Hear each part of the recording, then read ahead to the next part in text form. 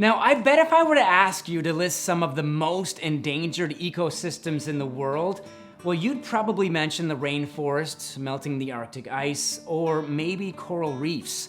You'd be right on all counts, for sure, but one of the most endangered ecosystems in the world is right here in Canada. In this next segment, we're gonna head west to find out more, and you'll meet a partnership of heroes doing their best to protect it.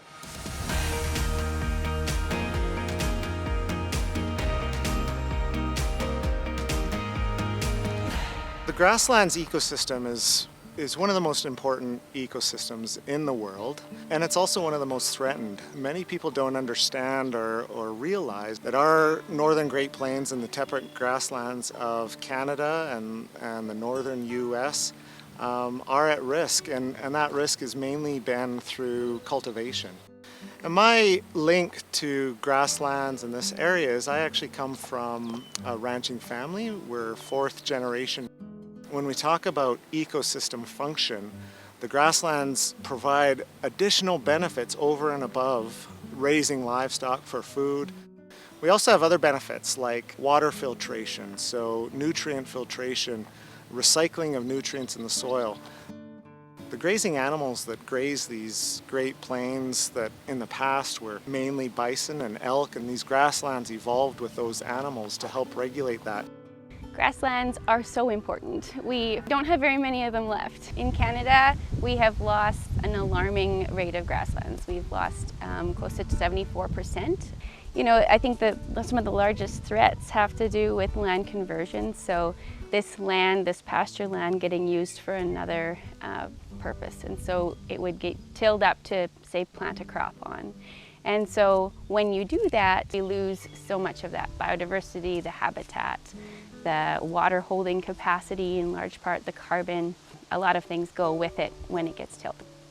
You know, if you can imagine, before the northern Great Plains were settled, these were wide open ranges of really a sea of grass, and that's how it was described when the first settlers came out here.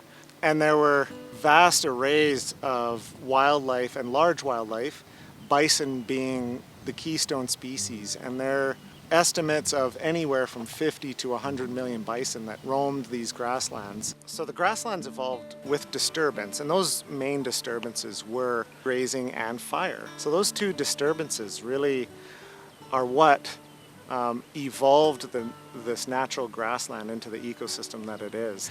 And we've learned that if we can mimic the way that the grasslands were grazed in a much smaller fashion from these large bison herds and use cattle as a substitute, we think we're able to maintain the health of this landscape much like it was, thousands of years ago.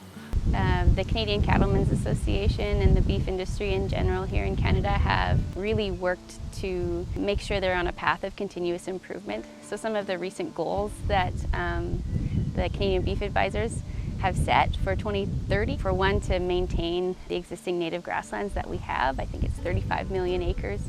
It's common practice to have rotational grazing plans or planned grazing management in order to have that interaction with the grasslands to help them thrive. There's been lots of work with management around riparian areas and wetlands and how grazing interacts with that. That's a really impressive and exciting goal, certainly coming from a conservation organization, and we're excited to work with them to try and achieve that. Because if we think about the habitat that's left in Canada, it's owned by beef producers, and they're the landowners and they're the land managers, and so that partnership between conservation and cattle is so important. Recently, we've tried to do a lot more work as far as spreading that message and getting Canadians to hear about the great story of that interaction and that partnership between cattle and conservation. Here in the Canadian context, I think that people should feel good about buying beef, because in Canada, we have groups like the Canadian Roundtable for Sustainable Beef that have a framework that show these sustainability indicators. And groups like Ducks Unlimited Canada that are conservation organizations that are working with cattlemen and cattle producers to protect these landscapes. Canadians should be really proud to eat Canadian beef because it's protecting our native landscape.